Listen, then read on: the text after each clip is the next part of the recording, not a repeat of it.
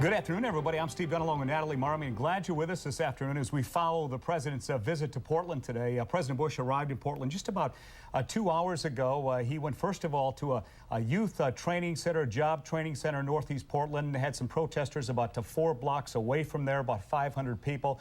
We know at least one arrest. He's now made his way to Parkrose High School, about 2,300 people there waiting to hear the president likely talk about the economy. Absolutely. It would make sense, of course, that he would. He is pushing his economic stimulus package. We know that Senator Gordon Smith will be speaking and then introducing him, and K2's Elaine Murphy is there. How is it? Standing room only there, Elaine, we understand. Natalie and Steve, it's very difficult to hear you right now. They have started playing patriotic music here in the gymnasium of Parkrose High School. It is absolutely packed. People sitting very reverently and anxiously awaiting the president's arrival. We understand that Senator Smith is going to be making some opening remarks. Then the president will talk about economic stimulus. The people in the crowd is quite a diverse crowd. There are people who have lost their jobs here. We understand there are people from Klamath Falls here. As a matter of fact, Congressman Greg Walden, who rode on Air Force One with the president from California, asked if there were people in the crowd from Klamath Falls, and several stood up and cheered, and he said that he had spent the last couple of hours talking with the president aboard Air Force One about the problems in Klamath Falls and about ways to help the people of Klamath Falls. And with that, the crowd stood and they began to cheer. There are business leaders here. There are leaders from both parties. Both the Democratic Party and the Republican Party are here. Also, the mayor, Mayor Katz, is seated in the front row, right next to Oregon's own Miss America, Katie Harmon. Back to you.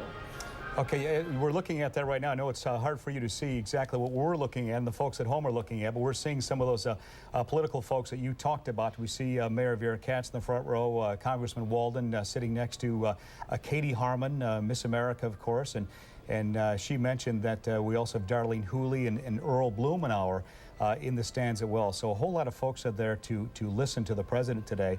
A tough ticket to get, though, Natalie, no question about it. I know a lot of people were trying to get in to hear the president. 2,300 people, that's how many that auditorium holds, and it is packed. It is very packed. We understand that for Parkrose High School students, a couple people are there from the school. They had availability to 150 tickets, and it was sort of a lottery as to who would get in. The student body president is in, and some members of the high school choir, and then obviously business leaders, political leaders, students, and even some little kids. Parents were able to bring their children.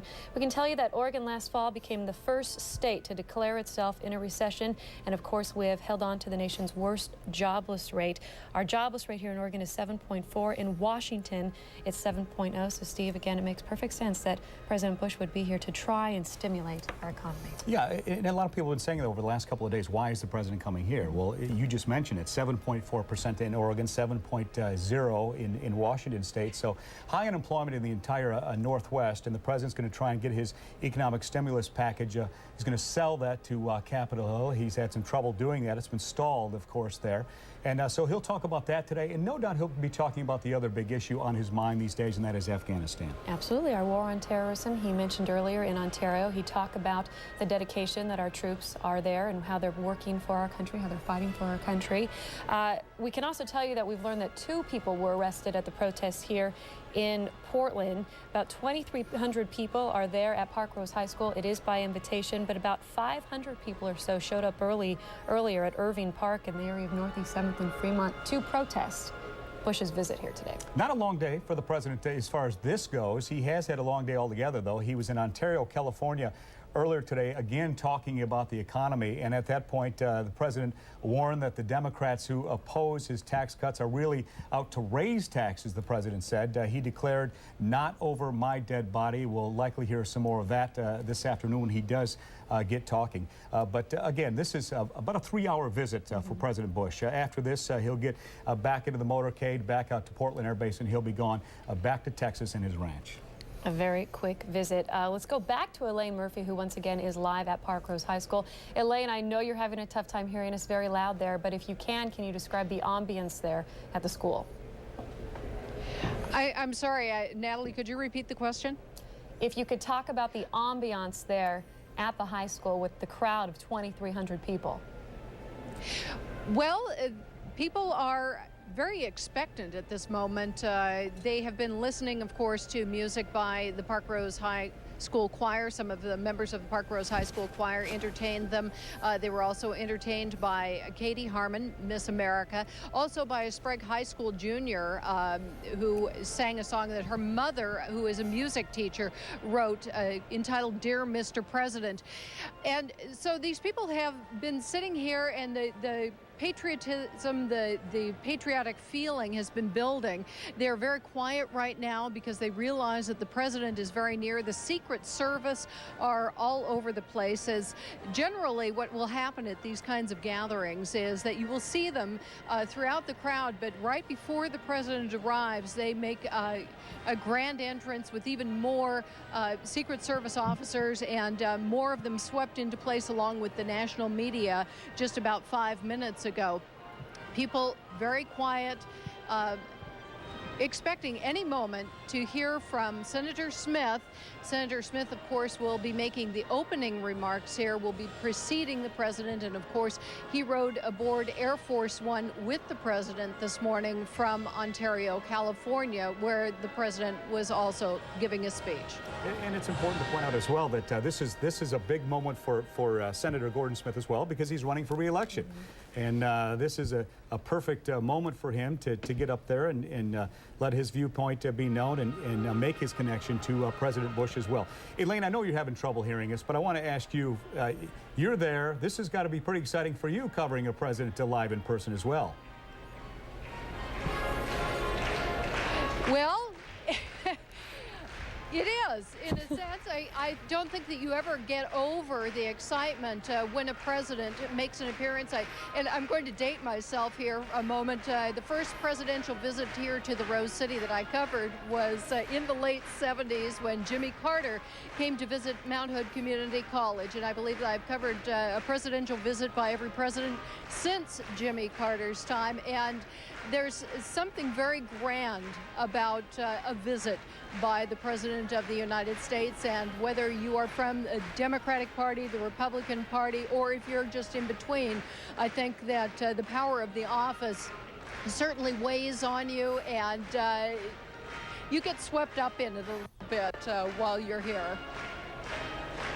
Elaine, we're noticing the time and the initial itinerary from the White House. Sounds like he's running about an hour late, a little more than an hour, which, as Steve pointed out earlier, is somewhat unusual for President Bush. Yeah, this is a president who prides himself on being on time, unlike some past presidents. But yes, Mr. Bush is known for being pretty much on time, but you don't know what happened back at the job training center that may have caused him to be delayed a little bit. But again, if you're just tuning in this afternoon, folks, first of all, thank you for joining us. You're looking at a shot from Parkrose High School. That is where President George W. Bush will be speaking momentarily. Again, talking about the economy, talking about the high unemployment in Oregon and Washington. He's expected to also talk about the situation in Afghanistan. We understand that Senator Gordon Smith will be getting up to the microphone any minute now to introduce the president. Greg Walden, Congressman Greg Walden, is apparently the master of ceremonies there, and he's been making speeches throughout the day, and they've heard from Katie Harmon, Miss America Katie Harmon, also saying, God bless America. So a lot of folks just sitting kind of anticipation, waiting for the president to walk in. Steve, Air Force One landed at PDX about 1:10 this afternoon. Some video there, as you can see, is his arrival, shaking hands with folks. We can tell you that his motorcade from PDX took him to Portland One Stop Career Center, which is on MLK. He was met there by about 500 activists, anyhow, who tried to march, I should say, to the job center to protest his domestic and foreign policies, but they were kept a few blocks from the site by a whole row of riot police and barricades there. As the protesters milled around the barricades, a military helicopter watched everything that was going on from above. And that protest was organized by a peace group called Portland Peaceful Response Coalition. And again, we have been told that 2 arrests were made of protesters. You know, some people suggested, Natalie, that one of the reasons that President Bush was coming to Oregon was because, as we watched the video here of President Bush arriving earlier, one of the reasons he was coming here is because Oregon is obviously a key state in the presidential race. our political analyst Tim Hibbett said he didn't think that had anything to do with it because the presidential race is still a couple of years off, and he felt as though the president was strictly here to talk about his economic stimulus package. Well, Gore, we know, took the state of Oregon, so Right. it couldn't hurt Bush being here to promote the economy. Again, we've been repeating the numbers, why it makes sense that he's here to promote the economy and how he can stimulate it.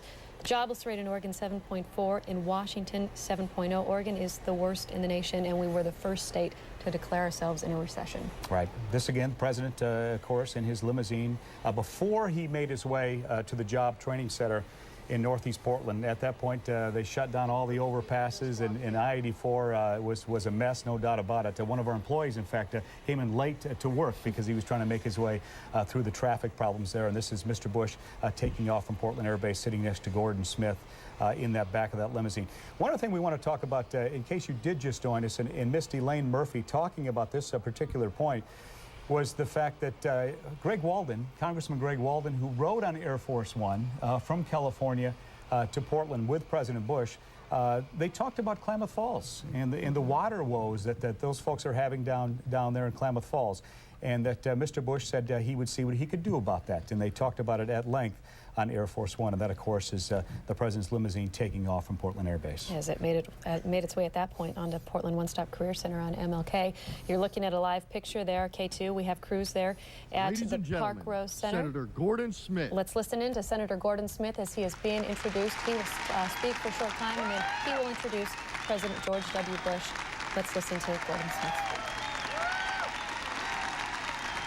Thank you. Thank you. Thank you, ladies and gentlemen. Thank you, please. Thank you. Thank you all for being here. This is an exciting time for Oregon. I had the privilege of being with a few thousand Oregonians to cheer on the Oregon Ducks down in Arizona a few days ago.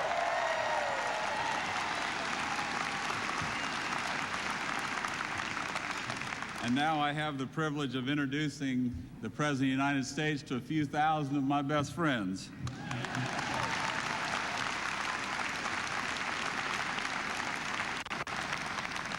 Before I do that, let me take a moment and thank Katie Harmon, our Miss America, for her beautiful song.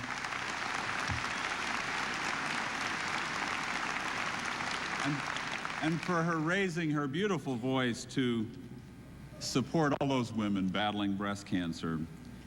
I'd like to tell you briefly about some of the President's Day today in Oregon. He was greeted at the bottom of the stairs by some genuine Oregon heroes. There were 4 Portland firemen there to greet him, and a delegation from the Oregon Trail chapter, the Red Cross, who had volunteered to go to Ground Zero and serve there in that tragic setting for many days, and we thank them for their service.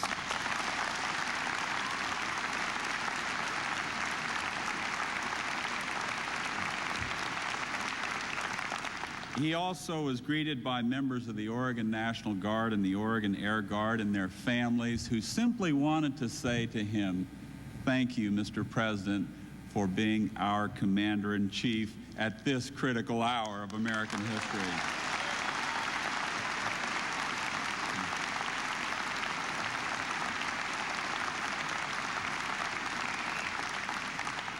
And I will tell you that we've all come to know this man well. I know him well personally. I have admired his tenacity in pursuing terrorists, and I am here to tell you he will pursue the ending of this recession with the same kind of tenacity. And we're grateful, Mr. President, to have you here, because from the Silicon Forest to the family farm, Oregon is hurting and needs your help and needs your leadership to bring Republicans and Democrats together to extend employment benefits, health care benefits, and to stimulate our economy so that employers can call employees back to work.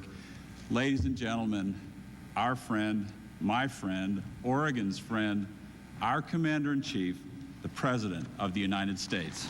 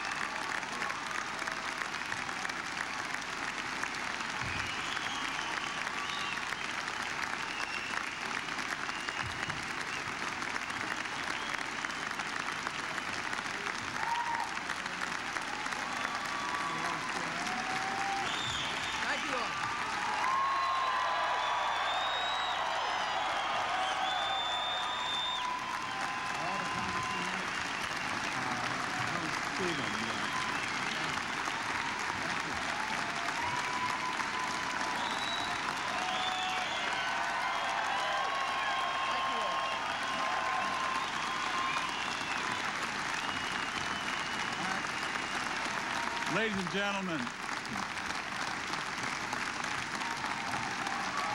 Ladies and gentlemen.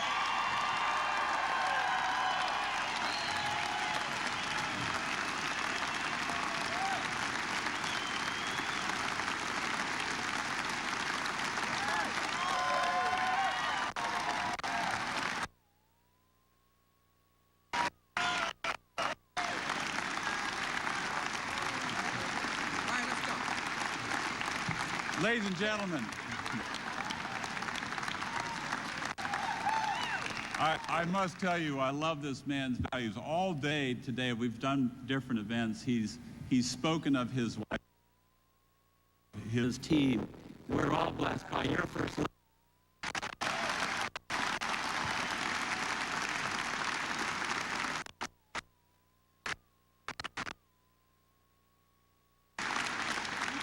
And I'm blessed by mine, Sharon Smith, who's here to bail me out with a Ducks jacket. Now, Mr. President, we know that in a few weeks we'll be at the White House, and we know because your brother is the governor of Texas, you got to do this. Florida. Florida. I was the governor of Texas. But we understand that, and but we also want you to remember that the Ducks weren't invited, and we would like, on behalf of the University of Oregon, to present you with an Oregon Ducks. Thank you all.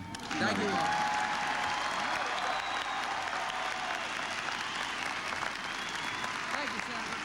Thank you. Please be seated. Thank you all very much. Sit down.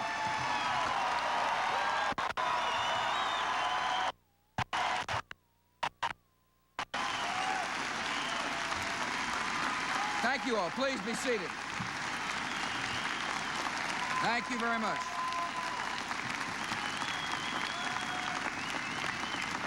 Well, thank you all very much for such a gracious and warm welcome. It's nice to be back here in Oregon.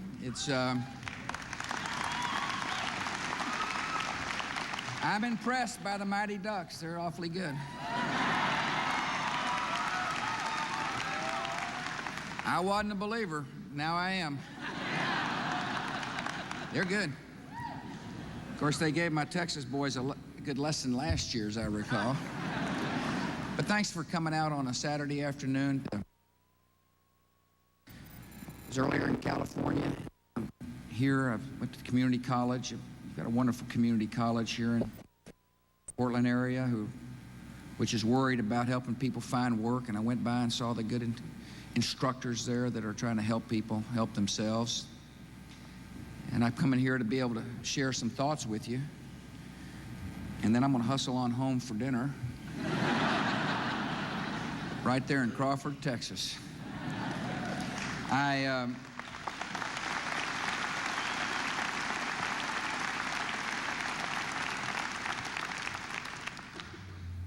want to thank Katie Harmon for being here.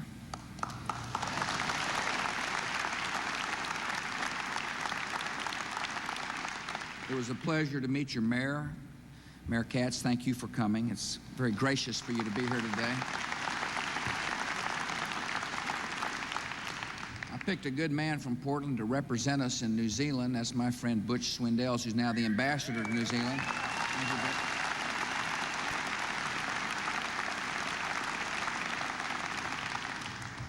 I spent a little time with some people that work for a company called In Focus, which is a company.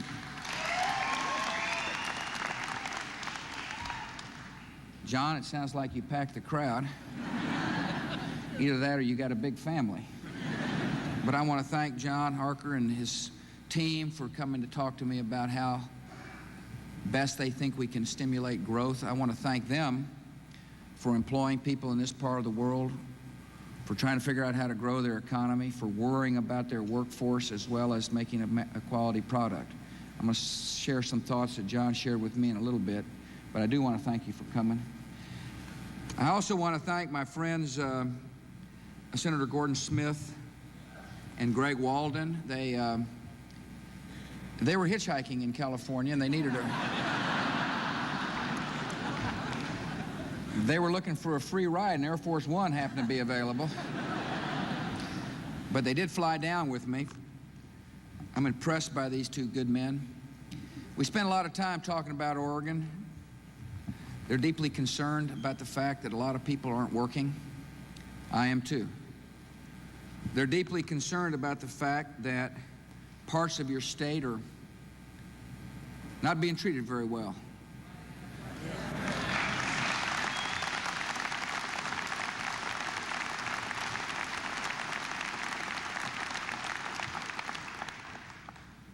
We spent time talking about the Klamath Basin.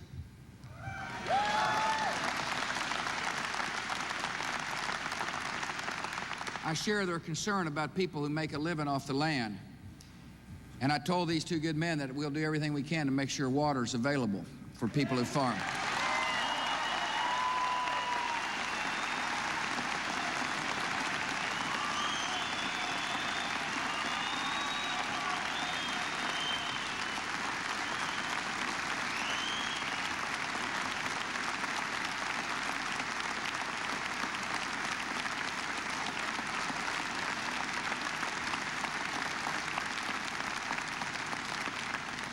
I also want to thank two of the congressmen from this area, Earl Blumenauer and Darlene Hooley, for being here as well. Thank you so much for coming. I appreciate you being here, Earl. Thank you for your time. I know you had better things to do on Saturday afternoon. Here you are stuck with me. Thanks for coming. It means a lot. You know, there were some of the things that are happening in Washington I expected. And there was one thing that happened that was not expected. It's been a heck of a year. I will tell you before I get into the expected and unexpected, I believe 2002 is going to be a fabulous year for America.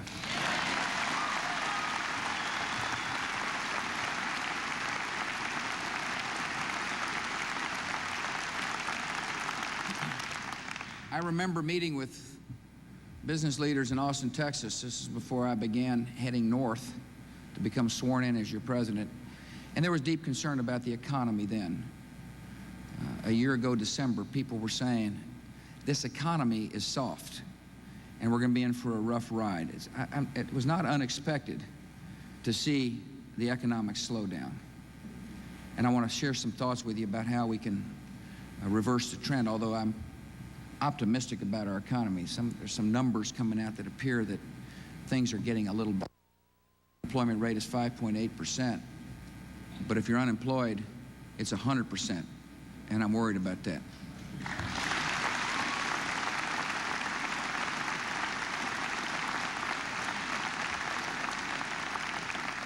The unexpected, obviously, was September the 11th,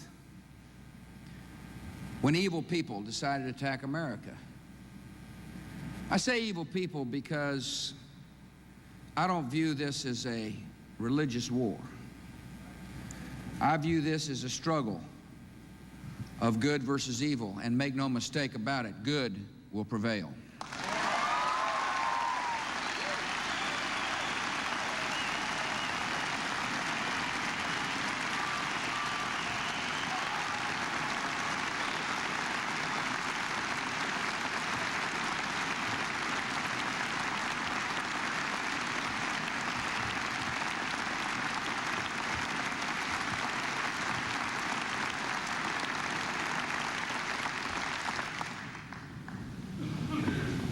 We are making steady progress in the first theater on the war against terror. We have made it clear to people that we weren't going to allow the injustice done to America to stand, and that if anybody harbored these people or fed them or clothed them or tried to provide them help, they were just as guilty as the terrorists were. These people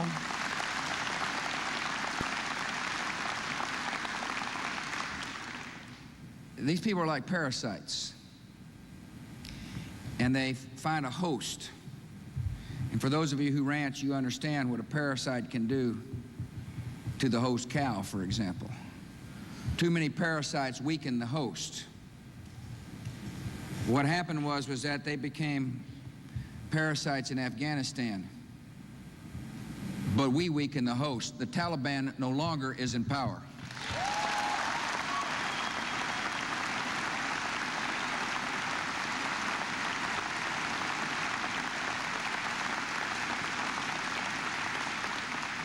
And as a result, this great nation should be proud of the fact that we led a coalition that liberated women and children. A coalition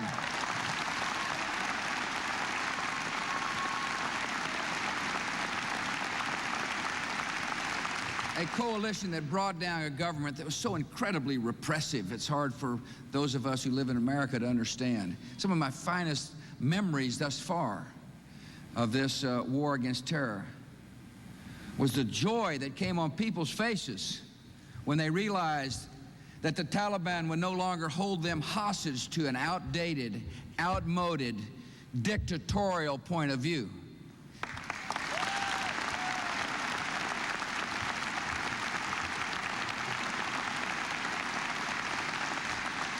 I am so proud of our country.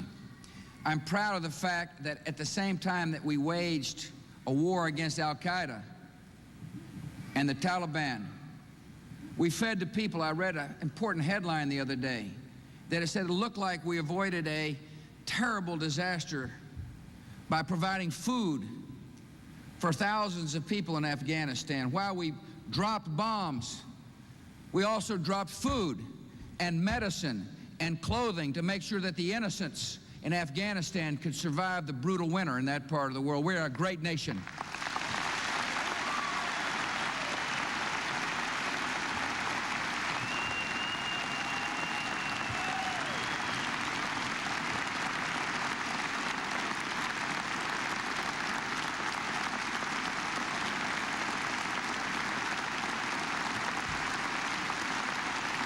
Thank you.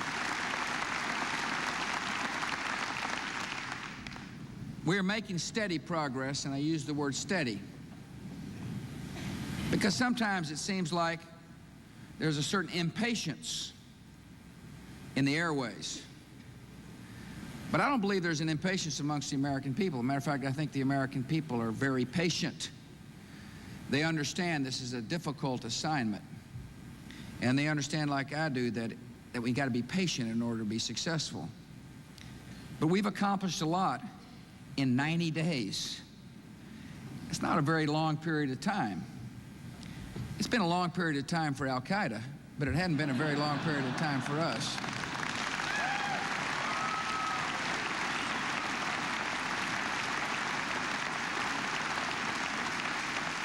And the reason we got a good strategy and we got a great military. For those of you who serve in our military, or for those of you whose sons or daughters or relatives serve in the military, thank you.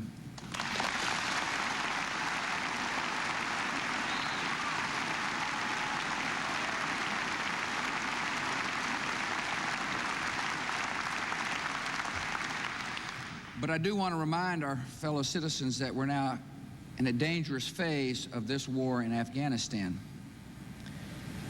because those who are willing to send young people to their suicide death hide in caves themselves to save their own skin. And I told the world, just like I told the American people, you can hide, but we will smoke you out and bring you to justice.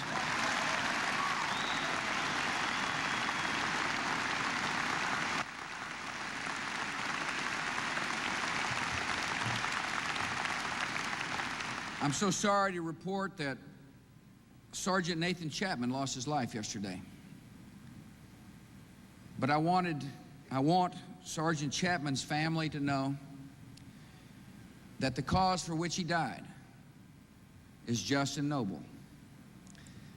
The cause of freedom and the hope that our children and grandchildren will be able to grow up in a world that is free of the barbaric behavior of terrorism.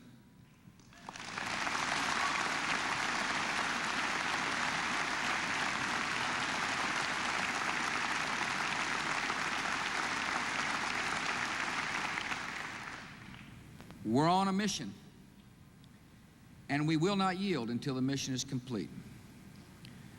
The war against terror is broader than just Afghanistan. And that is exactly what I've made clear to members of the vast coalition which we have put together. I said there are no shades of gray in this fight for civilization. There are no shades of gray. Either you're with the United States of America or you're against the United States of America.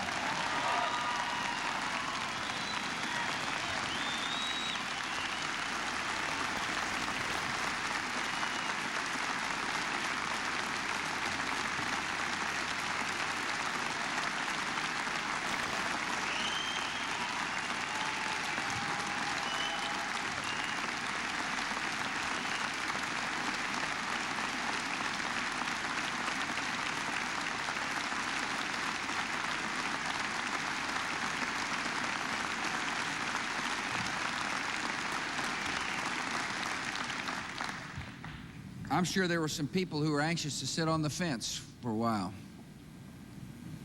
But what they've come to realize is that this nation, when aroused, is a mighty nation. A nation that when we make up our mind we're going to do something, we're going to do it. We're going to shake terrorism loose wherever it exists and bring those to justice who have hurt America and bring those to justice who might hurt America. Let me tell you that part of this war is overseas, but part of it is here at home. My biggest job as your president is to make sure no one harms the American people. My biggest job is to rally the resources of this country and have a homeland defense that will take every lead, every idea, every hint that somebody may harm us and rout them out and give them a chance to protect America and give them a chance to make this land secure. And if we find somebody who wants to harm America, who espouses a philosophy that's terrorist and bent, I can assure you we will bring that person to justice.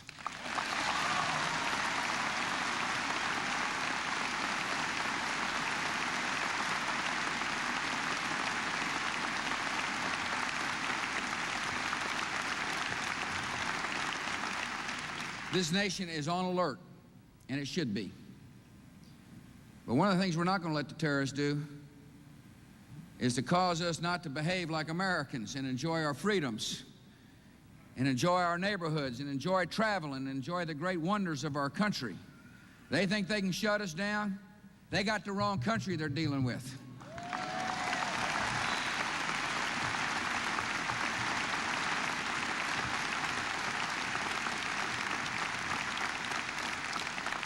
There's a new spirit in this country and a unity that is so powerful and so real that even a fellow who is hermetically sealed in the White House can feel it.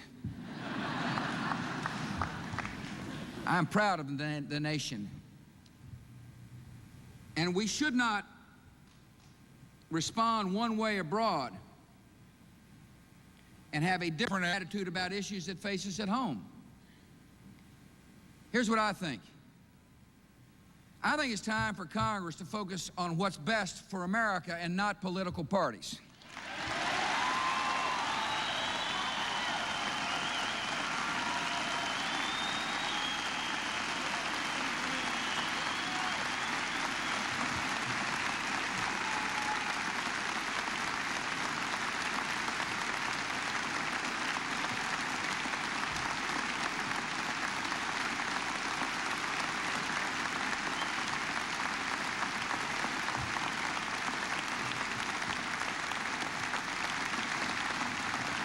I believe we need to set priorities and get positive things done. I'm getting ready to sign an education bill on Tuesday.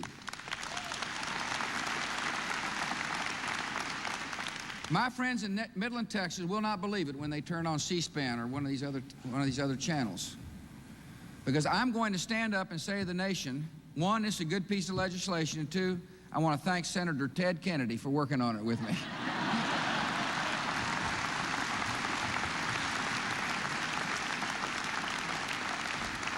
He's done a fine job. It shows what's possible when you set aside Party. Listen, I'm a proud party man, but I'm American first, and that's what we ought to be dealing with when it comes to legislation.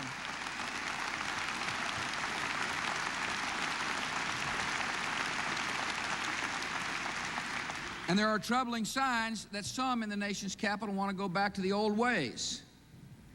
And I don't think we ought to let them do that.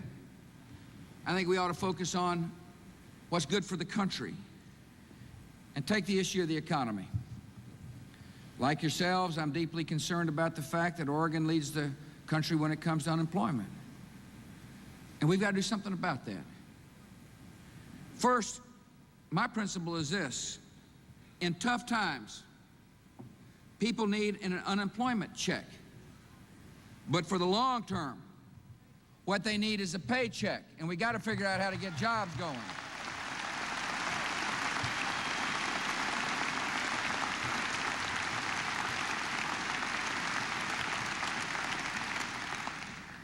I think it's very important for us to extend unemployment benefits, including monies to help people pay for their health care for those whose lives were affected on 9/11. I think it's very important for our country to do this. I know there's the will to get that done in Washington, D.C. It makes sense that we help people.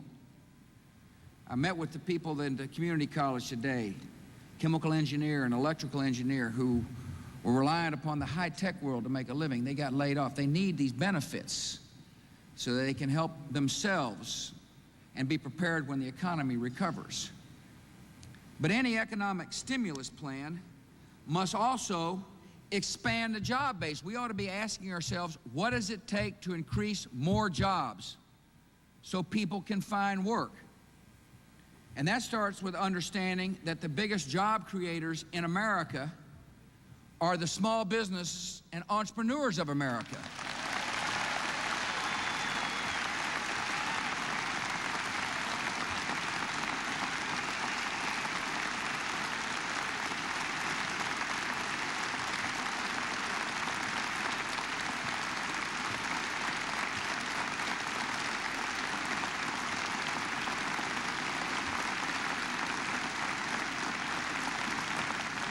I mentioned that last winter we got the indications that the economy was slowing down. And that's one of the reasons I fought so hard for tax relief. Because I understand that if the economy is slowing down, the best thing to do is to give people their own money back. The best thing to do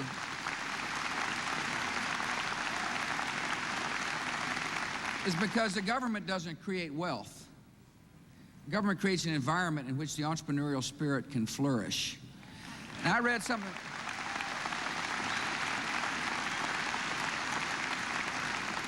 There's an amazing new kind of economic theory working its way through Washington, and it said that tax relief causes recessions.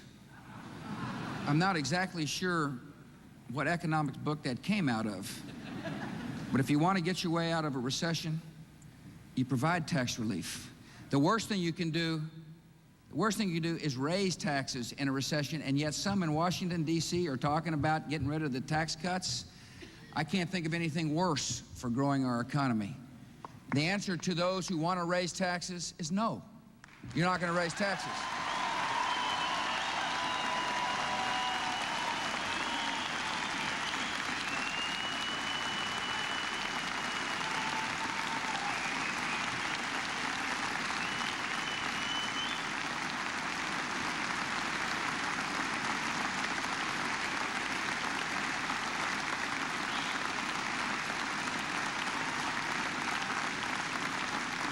Most small businesses are sole proprietorships or perhaps a limited partnership. And when you cut personal income taxes, you're really affecting the ability of small businesses to grow. The question we ought to ask is, how do you expand the job base? I spent time with John and the people of his good company. I like the idea of providing incentives to encourage corporate America to make investments in capital, which is equal to jobs eventually. We ought to have an economic stimulus package that says, let's create more jobs for the American people, and we ought to get on about the American people business. Put politics aside and come together and do what's right for this country.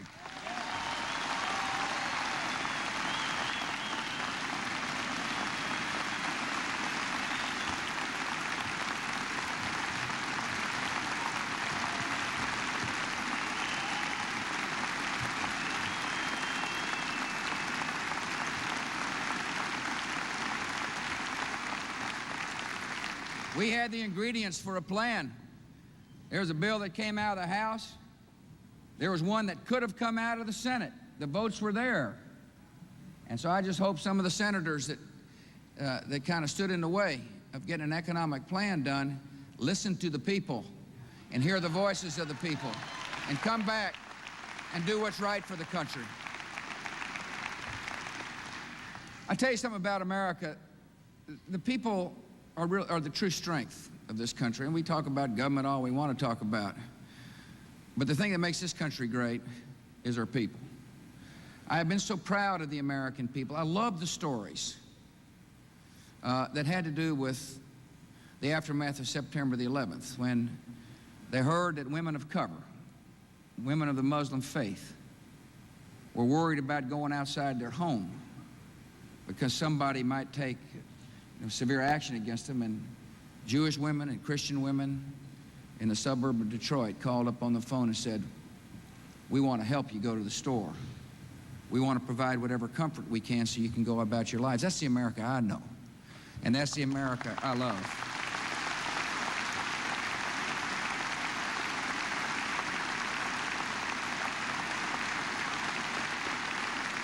It's been an amazing event, a series of events that have taken place.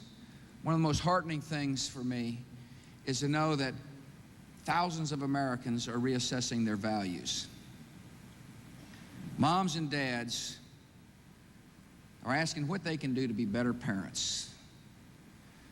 That as a result of the action of the evildoer, not only are we responding militarily, and not only have we put this broad coalition together that says we'll rid the world of terror, but here at home, people are saying, gosh, let me reassess my life.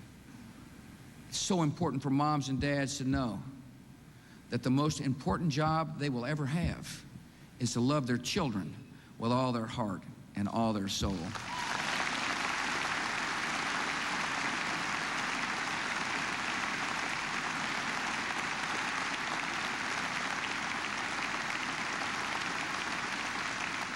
I'm so pleased to report to you that the great fabric of the country in terms of helping people exists because of faith-based institutions regardless of their religion, all across neighborhoods in America.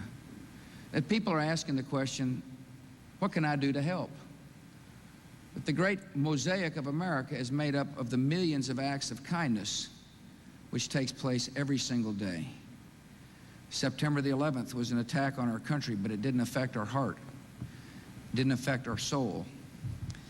My great hope for the year 2002 is that people who want to work can find a job. My hope is that our military is safe in their mission. I understand the war on terror is going to go beyond probably 2002. I have no unrealistic aspirations of about a calendar, a quick calendar.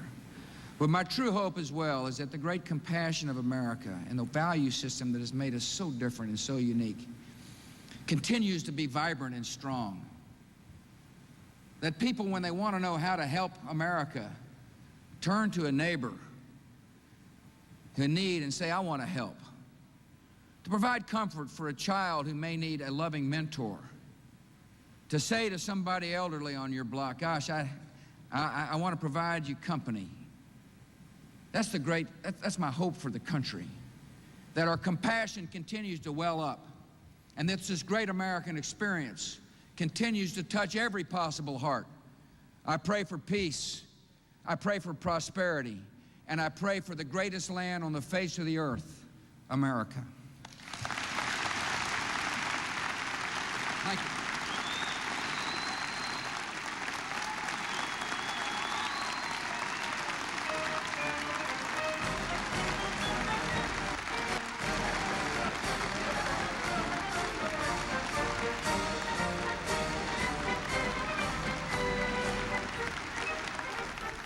That's it. President Bush finishing his speech there at Parkrose High School. And, of course, he was expected to talk about Afghanistan and the economy, and he talked about both. In fact, talked a lot bit about Afghanistan, more so than I thought he would. He did, and he did talk about the economy, though, and he once again pointed out Oregon's jobless rate as we review some of the things he talks about. The war on good and evil in Afghanistan, as you mentioned, Steve, saying that good will prevail. We want to look at some of the bullet points the president did talk about. You mentioned the good over evil, Natalie. Terrorists are like parasites, he said. Either you're with the United States or you're against. No new taxes. Now, this is a big issue for the president because this is a part of his economic stimulus plan. He's talked about cutting taxes. He says some of the Democrats who don't go along with his plan are actually trying to raise taxes. He says no new taxes.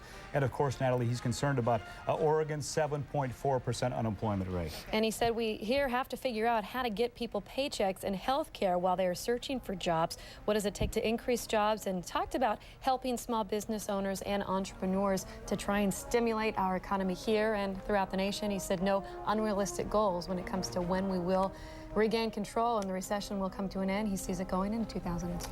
Been a very long day for President Bush. He started this morning, as we mentioned, Ontario, California, where he talked about the economy there. He made his way to Portland about 1 o'clock this afternoon. At that point, he went to a job training center in Northeast Portland, met with some folks there, and then moved on down the freeway to Parkrose High School. He's been speaking for the last, 45 minutes or so.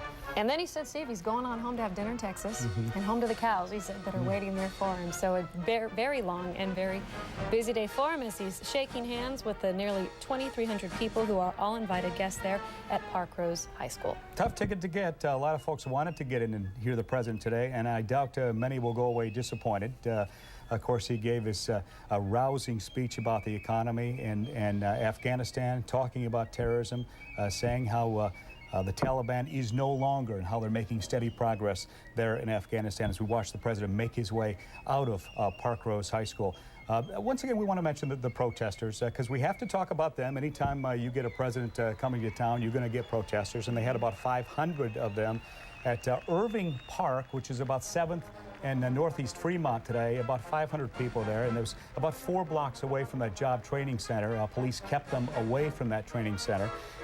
We understand 2 people were arrested today. We're not exactly sure what they did to get arrested, but we do know 2 people were taking away protesters there for President Bush.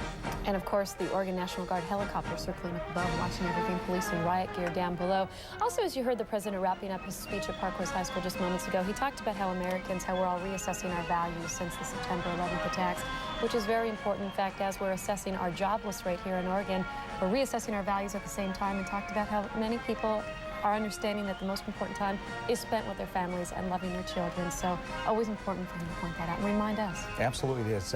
Great speech by the president, we must admit here. President Bush waving his final goodbyes there from Parkrose High School. We, of course, will have a full team coverage of the president's visit today in Portland. Team coverage, a complete wrap-up on K2 News at 5 o'clock. We're going to show you right now Air Force One as it's waiting for the president and waiting to take off from PDX. Again, once the motorcade arrives there, President Bush and his entourage will board. They will take him home to Texas. He says he hopes to be home for dinner. And I'll bet he will. Long day for the president. Thanks for joining us, folks. We'll be back for more, of course, at 5 o'clock tonight for a full wrap-up, full team coverage. Thanks for being with us today. Hope you join us then. And now, K8 in Portland. His visit today was short. His message is clear. I pray for peace. I pray for prosperity. And I pray for the greatest land on the face of the earth, America. Good evening. I'm Nancy Francis. And I'm Carl Click. Thank you for joining us. The president was in Portland for barely 3 hours, but he packed a lot in: politics, economics, handshakes, and humor. Just after 1 o'clock in the afternoon, Air Force One lands in Portland. Soon thereafter, George W. Bush's first visit to the Rose City as president begins. At the Air National Guard base, he has some special hellos for Portland firefighters and Red Cross volunteers who helped at Ground Zero in New York City. He said, "Thank you very much for doing what you do." And I appreciated that. The president's motorcade went quickly to a Northeast Portland career center. The economy and unemployment were major topics today. Nice to meet you. Thanks. These people are looking for work or learning how to build new careers. Questions and answers here, including the president's hardest goal in school. According to the press corps, speaking English. 45 minutes later, the president speaks to 2,300 invited guests at Parkrose High School. He talked football. I'm impressed by the Mighty Ducks. They're awfully good. And the economy. Unemployment rate is 5.8%. But if you're unemployed, it's 100%. And I'm worried about that. And he talked about the war. I view this as a struggle of good versus evil. And make no mistake about it, good will prevail. He inspired a lot of people here today. Here's a man who has such a huge passion for his country and speaks with that passion and love, and it just stirs every one of us. The president spoke for 30 minutes, accepted lots of applause, shook many hands, and 3 hours after arriving, in his words, he hustled home for dinner. The guests at Parkrose today inside the gym were handpicked by local Republican officials. The president's speech brought a lot of enthusiastic reaction from the invited guests. The audience included some students who were proud that the president spoke at their school. It was just really amazing, a really life-changing experience, and it made us feel more assured that he was actually going to do something. He said things that were reassuring to the people, and I think that it was good that he came to talk to us since our employment is so bad right now. I liked what he said about not making it political parties, making it for the America. I like that. And as expected, protesters demonstrated the president's policies during today's visit. Several hundred of them chanted and carried signs, and some of them clashed with Bush supporters. Go USA. He's our president. You ought to get behind him. That's what we all think. Behind him. He stole the election. Demonstrators included a group from Seattle, and they protested a broad range of Bush policies, from the environment and the economy to the war in Afghanistan. Impeach Bush now! Impeach Bush now! Bush's stimulus plan is not benefiting us here in Oregon. Actually, no, he's giving all the money to the wealthiest people. Some counter-demonstrators said they were there to show the president's support. I am very thankful for America and for President Bush, and I'm here to offer my thanks for him being president. Police say there were no major problems and a few minor arrests. More than 200 extra police officers were on the streets today to provide protection for the president. The city of Portland pays for that. Police patrolled Parkrose High School on horseback, ATVs, and even from the air. But as the city faces a major budget shortfall, Portland Mayor Vera Katz says the city can barely afford putting extra officers on patrol. She plans to make a recommendation to the city council to put a tax levy on the upcoming ballot designed to raise money for extra police protection. Here's a look at the city's extra efforts to protect the president. 200 uniformed police officers on regular and overtime pay were on the streets. The 939th Rescue Wing of the Air Force Reserve provided air support for the visit, helicopter protection for Air Force One. And President Bush's last visit to the Rose City cost the Portland Police Bureau nearly $47,000. That was last October at the end of the presidential election. Oregon's high unemployment rate was one of the reasons for the president's visit. At 7.4%, it's the highest in the nation. 125,000 people are on unemployment in the state. For business owners and workers, the difference of opinion on the president's plan is as different as Republicans, Democrats. Most of the debate is over tax cuts and how they will or won't help the economy. Their business helps stimulate our business. Our business stimulates the people we buy supplies and services from and so forth that are small businesses.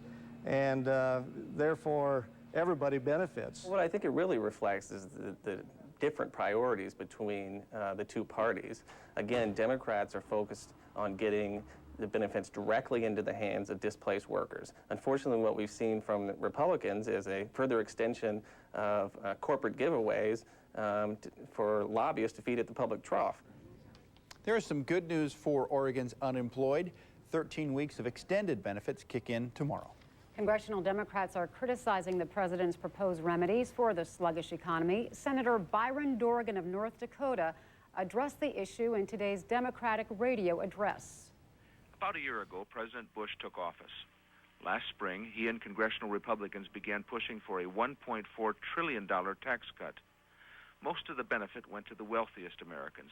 And now, just a few short months later, our economy is in trouble. Budget surpluses have turned to budget deficits once again. The senator did praise President Bush for his efforts in the war against terrorism. News Channel 8's political analyst Len Bergstein gave the president high marks for his speech at Parkrose today.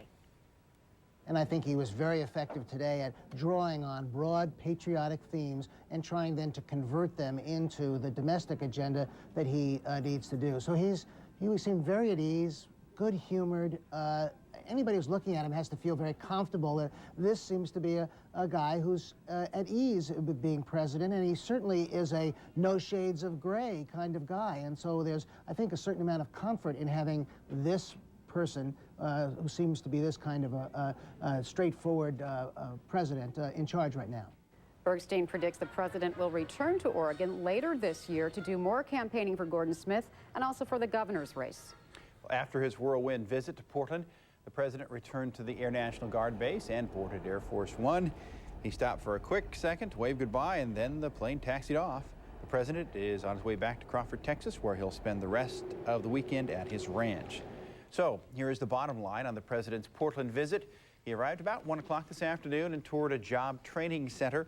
Then he went to Parkrose High School, where he spoke on several topics, including September 11th, America's war on terrorism, and his economic plan. He left after a 3-hour stay. And for more information on the president's Portland visit, all you need to do is go to KGW.com.